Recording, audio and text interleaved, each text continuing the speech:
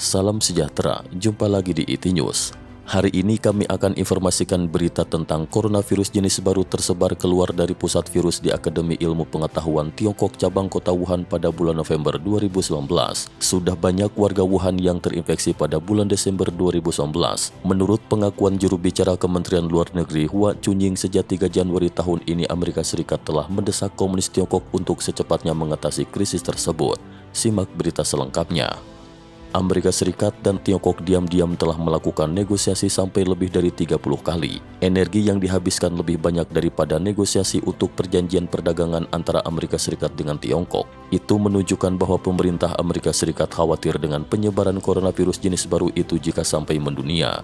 Sekarang ada selusin bukti yang tidak dapat disangkal bahwa pusat virus Wuhan bersama pusat eksperimen perang biologis Tentara Pembebasan Rakyat Tiongkok sedang mengembangkan coronavirus jenis baru yang merusak Tiongkok dan mengancam dunia.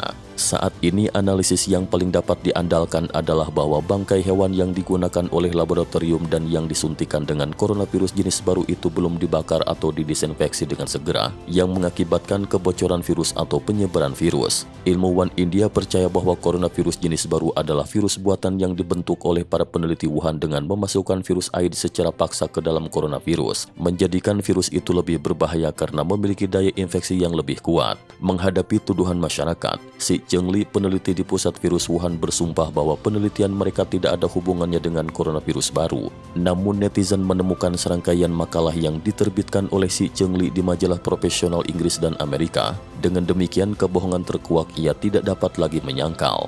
Orang komunis adalah kafir dan mencari keuntungan tanpa peduli legal atau ilegal. Tulen menyembah uang. Mereka berbohong bahwa tidak akan menjual hewan laboratorium virus.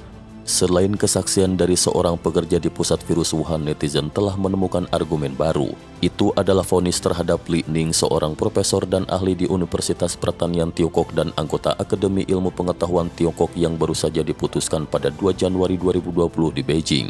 Jelas yang bersangkutan sebelumnya menjual hewan percobaan secara pribadi yang menurut peraturan lembaga tidak diperkenankan. Menjatuhkan hukuman berat kepada Li Ning jelas dimaksudkan oleh komunis Tiongkok untuk membuat yang lain tidak berbuat hal yang sama, menjual hewan percobaan secara pribadi yang dapat membahayakan orang lain sehingga timbul kasus kebocoran coronavirus Wuhan.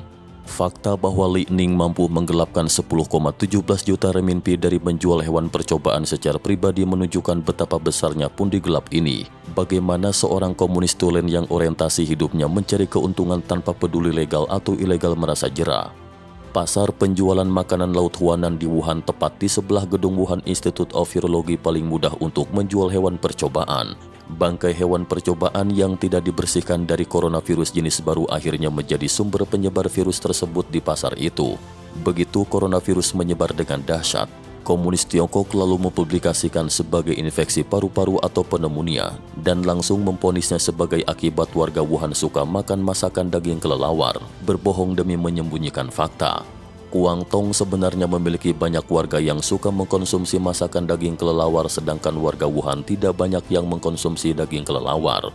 Orang-orang Indonesia, Maldives memperlakukan masakan kelelawar sebagai lauk pauk biasa. Kebiasaan itu mungkin sudah berlangsung ratusan atau ribuan tahun dan belum terdengar ada yang sakit. Mengapa? Karena coronavirus pada kelelawar sama sekali tidak menular ke manusia.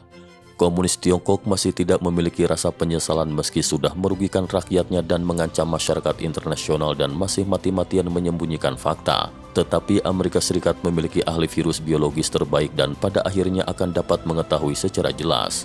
Komunis Tiongkok berusaha menaklukkan dunia melalui perang virus. Tindakan itu hanya akan menghancurkan dirinya sendiri. Kejahatannya pasti akan membangkitkan kemarahan semua umat manusia, juga membuat komunitas internasional lebih memahami bahwa hanya dengan bersatu padu mematuhi Tuhan dan mengikuti suara hati nurani, membiarkan Partai Komunis Tiongkok beserta semua afiliasinya mati, manusia baru dapat terhindar dari ancaman yang lebih besar dan mematikan dari partai jahat itu.